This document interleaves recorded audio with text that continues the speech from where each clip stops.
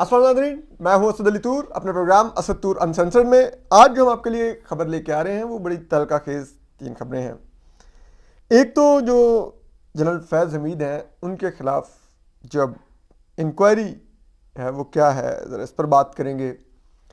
General फैज़ हमीद ने भी बिलाखिर ज़ुबानबंदी ख़त्म की है और जो उन्होंने जवाब दिया है ज़रा उस पर भी बात करेंगे। उसमें भी कुछ अंदर की खबरें आपको देंगे, जो वो कह रहे हैं वो क्या किस हद तक ठीक है और किस हद तक दूसरी चीज़ें। और तीसरी जो तहलका खेज इंकशाफ है वो क्या जनरल कमर जावेद बाजवा वादा माफ गवाह बन गए हैं, जो साबिक आर्मी चीफ हैं। ज़रा ये भी इस पहलू पर भी ज़रा आपको खबर देंगे।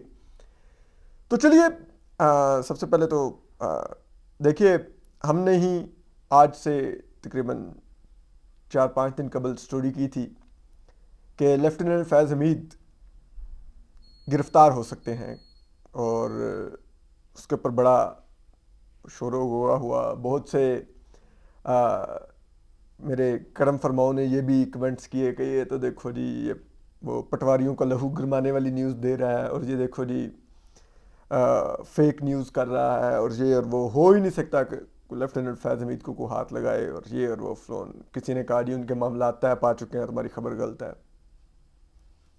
क्या करते हम सहाफ़ी हैं, खबर करते हैं। मैं इमरान रियाज खान जी है, वो गीला तितर तो नहीं ना गलीज नस्ल का, या कोई और प्रोपागेंडिस्ट तो नहीं हो ना जो 5th जनरेशन वार में पैसे लेके वीडियोस करता रहा हो, या पीटीआई के सोशल मीडिया सेल से वाबस्ता हो, या नून लीग के सोशल मीडिया सेल से वाबस्ता हो, या पीपल्स पार्टी के सोशल मीडिया सेल से वाबस्ता हो, या किसी भी इदारे के सोशल मीडिया या किसी भी सियासी जमात के सोशल मीडिया सेल से वाबस्ता हो।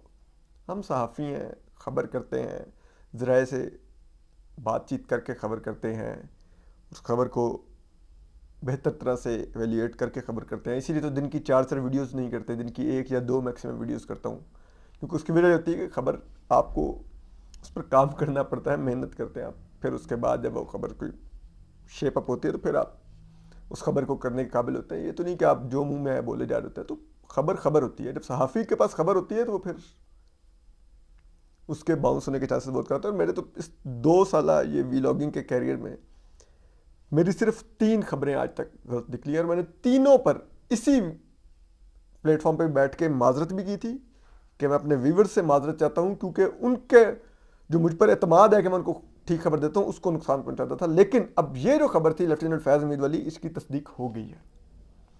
तो फिर कहूँगा कि हम खबर देते हैं, हम प्रोपेगेंडा नहीं करते, हम कोई किसी के पेड टाउट नहीं है। इसीलिए तो हम माजरत के साथ असतूर अनसेंसर्ड का जो मैं मालिक हूँ, मैं कोई 2-2 माह में 5-5 करोड़ का विला नहीं ले सकता, 20-20 करोड़ का फार्म हाउस नहीं बना सकता। इसीलिए कोई प्लाट, कोई जायदाद नहीं है, क्योंकि प्रोपेगेंडा नहीं कर रहे। तो एनीवे, अब आ रही है ज़रा इस खबर की तरफ जो जिसकी तस्दीक अब राना सनाउल्लाह ने की है और जिसकी तस्दीक खुद लेफ्टिनेंट फैज़ हमीद ने भी की है। लेफ्टिनेंट फैज़ हमीद जो बोले हैं उसकी वजह ये है क्योंकि अब उनको नज़र आ रहा है कि वो जेल जा सकते हैं, वो गिरफ़्तार हो सकते हैं। तब उन्होंने भी फैसला किया कि पुश बैक करूं और मुंह खोलूं और एक हिंट दूं कि सिर्फ अकेला मैं नहीं जाऊंगा, डूबूंगा तो पूरी कश्ती लेके डूबूंगा। और राना सनाउल्लाह ने तस्दीक कर दी कि उनके खिलाफ इंक्वायरी चल रही है। और तो अब चीज़ यह है कि देखिए, राना सनाउल्लाह ने कल एजाज सईद साहब के क्वेश्चन पर बड़ी सिग्निफिकेंट उन्होंने जवाब दिया। उन्होंने कहा कि जी लेफ्टिनेंट फैज़ हमीद के खिलाफ इंक्वायरी चल रही है और वो अभी इस स्टेज पर उसका कुछ बताना ज़रूरी नहीं है, लेकिन उसका आ जाएगा। दूसरा, उन्होंने कहा कि उनका कोर्ट मार्शल फौज का इदारा कर सकता है, ठीक है। और इसलिए अब देखना है कि उनके खिलाफ कार्रवाई कहाँ पे होगी। ये हमने भी अपने व्लॉग में गुज़िश्ता में बताया था कि बात यह है कि ये फैसला होना बाकी है कि लेफ्टिनेंट फैज़ हमीद को फौज का इदारा खुद गिरफ्तार करेगा या जो सिविलियन अब इस वक्त पीडीएम की हुकूमत है ये गिरफ्तार करेगी। और मरीम नवाज साहबा ने भी ऑलरेडी जनरल फैज़ हमीद के कोर्ट मार्शल का मुतालबा किया। हालांकि असूलन इस हुकूमत को आर्टिकल 6 लगाने का भी मुतालबा करना चाहिए लेफ्टिनेंट फैज़ हमीद पर, लेकिन ये हुकूमत आर्टिकल 6 नहीं लगा रही लेफ्टिनेंट फैज़ हमीद पर, क्योंकि आर्टिकल 6 का मतलब है कि उनके सिविलियन अमूर में मुदाखलत पर उनके खिलाफ कार्रवाई की जाएगी, उनकी आइनी अमूर में मुदाखलत पर, उन पे अपना हल्फ तोड़ने की वजह से उन पर आर्टिकल 6 लगता है। लेकिन वो अगर लगेगा तो वो तो फिर जनरल फैज़ हमीद अकेले नहीं होंगे, वो तो जनरल कमरजाद बाजवा भी होंगे, और भी कई उस वक्त के कोर कमांडर्स होंगे। ठीक है, तो this is not something very simple. तो बात यह है फिर जो लेफ्टिनेंट फैज़ हमीद की जो जैसे कहते हैं ना वो बाजू मरोड़ने और जो कुछ वो अभी आज के दिन तक भी कर रहे हैं उसका सद्देबाब करने के लिए फिर बेहतर यह है कि उनके मुबैना करप्शन के मामलात हैं जिसमें उन्होंने बहुत बड़े पैमाने पर करप्शन की हुई है मुबैना तौर पर, उसमें उनको घेरा जाए, उसमें उनका वो जैसे कहते हैं ना मग्गू ठप्पा जाए। उसके लिए अब दो हो सकते हैं, एक तो या यही है कि उनको नैब या FIA पकड़ ले, लेकिन उसके लिए ये है कि अगर वो हो गया तो फिर ये फौज के अंदर ये इस वक्त असेसमेंट जारी है कि फिर तो ये ना हो कि कल को और भी जर्नैलों तक बात जाए, क्योंकि करप्शन बहुत सोने की हुई है मुबैना तौर पर। देखे ना वो पिज़्ज़ा वाला वो आसिम सलीम बाजवा जो लेफ्टिनेंट जनरल रिटायर हुआ है, कोर कमांडर कोटा था, अमेरिका में प्लाजे जायदादें, भाई तू तेरी क्या औकात थी, तू इतना बना गया पैसा, क्या कर रहा था? ठीक है, तो ये बड़े देखने वाले मामलात हैं। तो इस पर ज़रा वो एक इस वक्त गौर जारी है। हालांकि जो नैब में लेफ्टिनेंट जनरल नज़ीर अहमद भट्ट को लाया गया है जो एक साबिक जर्नैल हैं, लेफ्टिनेंट जनरल हैं, तो अब देखना है कि ये वो इनिशिएट करते हैं, FIA से करते हैं या फ़ौज का अपना इदारा, क्योंकि लेफ्टिनेंट फैज़ हमीद के बारे में संगीन संगीन मुबैना करप्शन के इल्ज़ामात हैं, सबूत हैं, करप्शन नज़र आती है उनकी। अगर आप चकवाल में उनका इस वक्त जायदाद देखें, उनके भाई के असासे देखें, उनका लिविंग स्टाइल देखें, उनके मामलात देखें, तो वो बहुत ही बड़े पैमाने पर है। लाइक जैसे कहते हैं ना, एक काफ़ी कोई 4-5 सालों के फ़र्क से पाकिस्तानी फ़ौज ने एक और जनरल आसिम बाजवा जन्म दिया है लेफ्टिनेंट फैज़ हमीद की सूरत में। तो मतलब इतना इन्होंने मुबैना तौर पे हराम खाया है। तब ये देखना है कि ये किस तरह से उनको किस जगह पे घेर के मारते हैं। मारते तो जान से मारने की मुराद नहीं है, लेकिन उनकी जैसे कहते हैं ना उनकी इस तमाम मामलात का कला कमा करते हैं। अब लेफ्टिनेंट फैज़ हमीद भी बोले, उन्होंने कहा कि ये जो मेरे पे लगाया जा रहा है इल्ज़ामात कि मैंने एक प्राइम मिनिस्टर को उतारा, एक हुकूमत फारिग की 2017 से 18 के दौरान, तो वो कहते हैं उस वक्त मैं एक मेजर जनरल था, DGC था फौज का, ISI का, तो क्या मैं अकेला तनहा एक हुकूमत डिसलॉज कर सकता हूँ, यानी कि फारिग कर सकता हूँ, एक प्राइम मिनिस्टर को डिस्क्वालीफाई करवा सकता हूँ? देखें, ये बात उनकी बिल्कुल फेयर है लेफ्टिनेंट फैज़ हमीद की, ये उन्होंने अकेले नहीं किया, ये बाजवा डॉक्ट्राइन था। जो साबिक आर्मी चीफ जनरल बाजवा थे, ये उनका डॉक्ट्राइन था कि नून लीग की हुकूमत उतारनी है, इमरान खान को लाना है, जिसका वो खुद भी एतराफ़ करते हैं कि इमरान खान किस तरह लाहौर में अलीम खान और जहांगीर तरीन के घर पे उनसे मुलाकातें किया करते थे जनरल कमरजाद बाजवा से, जिनके साथ उनके लेफ्टिनेंट उस वक्त के मेजर जनरल फैज़ हमीद भी हुआ करते थे। और फिर वहाँ पर तय होता था कि किसको डिस्क्वालीफाई करवाना है, किस तरह इमरान खान को केस में बचाना है, जहांगीर तरीन को फारिग करना है, फ़लान करना है। और फिर उस वक्त के जो चीफ जस्टिस थे साकिब निसार, उनसे मुलाकातें होती थीं और फिर उनको 2 वकील दिए जाते थे जो फैसले लिखा करते थे कि इमरान खान को सादिक और अमीन का फैसला मुबैना तौर पर 2 वकला ने लिखा, साकिब निसार ने लिखा और फौज ने लिखवा के उनको पकड़ाया कि चलो जाके सुनाओ। तो ये इस तरह से सियासत सारी मैनेज हो रही थी। तो अब जाहिर बात है फौज में जो DGC होता है ISI का, वो हमेशा कहते हैं कि वो आर्मी चीफ की चॉइस होता है और आर्मी चीफ की ही पॉलिसी को इंप्लीमेंट कर रहा होता है। DGISI by the book prime minister को वैसे तो जवाबदेह होता है, प्राइम मिनिस्टर के मातहत होता है DGISI, लेकिन वो भी होता फौज से, ये तो अपने इदारे के साथ लायल होता है, लेकिन फिर भी उसकी रिपोर्टिंग अथॉरिटी होती है। DGC की जो मेजर जनरल होते हैं उनकी रिपोर्टिंग अथॉरिटी तो DGISI होते हैं, लेकिन वो हमेशा से आर्मी चीफ की चॉइस होते हैं, आर्मी चीफ को ज़्यादा जवाब देते हैं। उसकी वजह ये होती है कि DGC अंदरूनी मुल्क में जो सियासत है उसको मैनेज करता है। जब से आईएसआई का सियासत में किरदार है। तो अब उस वक्त major general Faiz Hamid army chief general commander Bajwa की पॉलिसी को इंप्लीमेंट कर रहे थे, जब बाजवा डॉक्ट्राइन इमरान खान के बारे में था। ठीक, अब भी जो डीजीसी हैं मेजर जनरल फैसल नसीर, वो भी जनरल कमांडर बाजवा की चॉइस थे।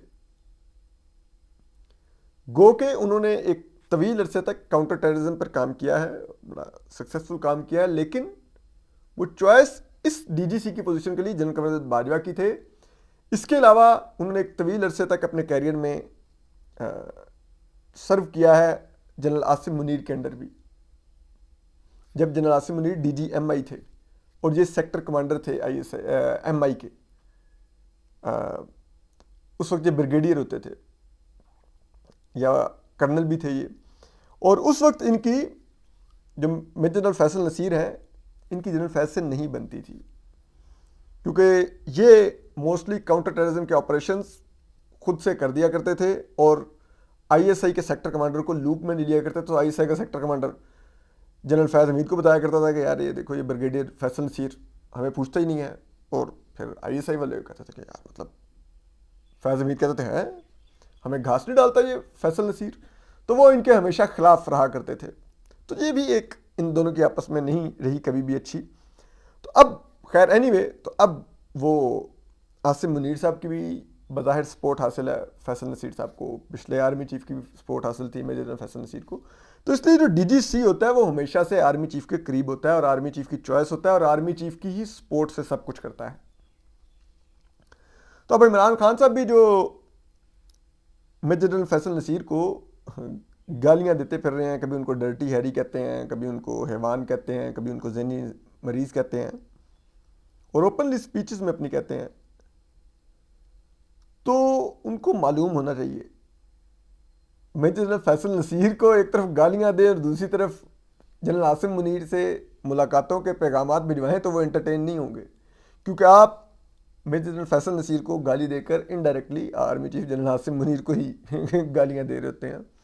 तो इट्स नॉट वेरी इजी कि मतलब इट्स लाइक के आप मुझे गालियां दे रहे हो और मेरे बुज़ुर्गों से मुलाकात की दरख्वास्त कर रहे हो, तो वो कह के हमारे बच्चे को तुम गालियां दे रहे हो और हमसे मुलाकात की दरख्वास्त कर रहे हो, चलो निकलो। तो ये इस तरह होता है। नहीं, तो बात यह है कि फैज़ हमीद साहब की ये बात दुरुस्त है कि वो जो कुछ कर रहे थे वो जनरल कमर बाजवा के डॉक्ट्राइन को इंप्लीमेंट कर रहे थे। ठीक है, तो अब उनको ब्लेम दे देना कि जी ये सब कुछ इन्होंने किया मरीम नवाज साहब की तरफ से कि इसका कोर्ट मार्शल करो फैज़ हमीद का, this is not a fair demand. लेकिन ये डिमांड क्यों की जा रही है और जनरल कमर बाजवा की तरफ नून लीग क्यों नहीं जा रही, यही असल कहानी है। देखिए, जो जनरल कमर बाजवा है, जो पाकिस्तान के साबिक आर्मी चीफ हैं, वो इस वक्त एक वादा माफ गवाह की सूरत इख्तियार कर चुके हैं, क्योंकि जाहिर बात है सारा क्राइम तो उन्होंने किया हुआ और अब उस क्राइम को अनफोल्ड भी वो खुद कर रहे हैं। उनको मालूम है पीटीआई ने कितनी करप्शन की है, कितना पैसा खाया है। अगर आपको याद हो, हम पहले जब इमरान खान साहब हुकूमत में होते थे तो मैं अपने वीलॉग्स में कहता था कि जिस दिन इमरान खान साहब की करप्शन सामने आई, इनके वुज़रा की और पीटीआई के लोगों की करप्शन सामने आई, आप लोग पीपल्स पार्टी और नून लीग के लोगों को फरिश्ता समझेंगे, उनके पांव धो धो के पिएंगे, क्योंकि इन्होंने इतने बड़े पैमाने पर करप्शन की है और इतने गंदे तरीके से करप्शन की है, इतनी कि आपको देख के भी शर्म आएगी कि यार इस अंदाज में पैसे खाते रहे। यकीन कीजिए, इनके कैबिनेट के वुज़रा गाड़ियों के टायर डलवा कर भी काम करते रहे कि मेरी गाड़ी के, मेरी पिजारो के टायर डलवा दो, मेरी लैंड क्रूजर के, तो मैं तुम्हारा फलाना काम करवा देता हूँ। इस लेवल पर जाके ये लोग पैसा खाते रहे। कचरा ना कचरा छोड़ा ना अरब छोड़ा। हमें एक उस दौर के ब्यूरोक्रेट ने बताया, उन्होंने कहा जब पीटीआई वाले नए नए इक़्तिदार में आए तो अब वो जिसे कहते हैं, होता ये था कि हमें बड़ा इंप्रेशन था कि यार ये कोई बड़े इमरान खान साहब दावे करके हैं तो कोई नीट एंड क्लीन लोग ना हो, तो ये ना हो कि हम कोई इनको पैसों की कोई ऑफर करें तो पता चले ये हमारे गले पड़ दें। तो उन्होंने कहा फिर हमने ऐसा ऐसा ताड़ा और उसके बाद हमने इनको जांचने के लिए हमने किया ये कि हर वजीर के सामने 1 अरब उठा के इधर से इधर ट्रांसफर किया, 2 अरब उधर ट्रांसफर किया, तो वजीर की आंखें फट गई कि हैं इतने अरब इधर जा रहे हैं, इतने अरब जा रहे हैं। तो कहते हैं वो खुलने लग गए कि कुछ हमें इन अरब में से कुछ मिल जाए। तो कहते हैं फिर हमने उनको भी दाना डाला। और फिर अगर दूसरा कोई दौर का अगर कोई बंदा कोई 5-10 करोड़ की कमीशन में राजी होता था, ये 50 लाख की कमीशन में भी राजी हो जाते थे, ये 1 करोड़ की कमीशन में भी राजी हो जाते थे। तो इस अंदाज में खाया गया। बुशरा बीबी हीरे ले रही थी मलिक रियाज से फराह गोगी के जरिए, ठीक है, और उसके बदले में वो लाहौर में इलीगल और पूरे पंजाब भर में इलीगल हाउसियाँ रेगुलराइज करवा रही थी, ठीक है, जिसके लिए वो उन्होंने एक जस्टिस अजमत सईद शेख जो सुप्रीम कोर्ट का था, जो शौकत खानम का बोर्ड ऑफ डायरेक्टर में चला गया, वो गलीज किरदार, वो बैठ के कमीशन में वो रेगुलराइज करने की तजावीज़ दे रहा था, बिल पास करवा रहा था कि जी ये 2% देकर तमाम गैर कानूनी नजायज़ कब्जों वाली हाउसिंग सोसाइटियाँ पर रेगुलराइज कर दें, ठीक है। तो वो इस तरह के मामला चल रहे थे, सब पैसे खा रहे थे और नंगा नहा रहे थे पैसे में। तब जनरल कमर बाजवा को चीज़ें पता है, उन्होंने खुद भी बहुत मौज की हुई है। 12.7 अरब के तो खुद भी पैसे बना गए। उनका वो समधी साबर मिठू जो कुछ करता रहा, तो ह्यूज ह्यूज, ठीक है, करप्शन। और देखें जनरल फैज़ हमीद भी यही सब कुछ करते रहे। अब जो कुछ उन्होंने अपनी लॉबी क्रिएट की हुई थी जनरल फैज़ हमीद ने, उसमें मुख्तलिफ रिटायर्ड जनरल थे। अब वो 20-20 लाख रुपए पे लगवाए हुए थे मलिक रियाज के पास कंसल्टेंट, ना दफ्तर जाते थे ना कुछ करते थे, हर महीने उनको उनके अकाउंट में 20 लाख रुपया मिल जाता था।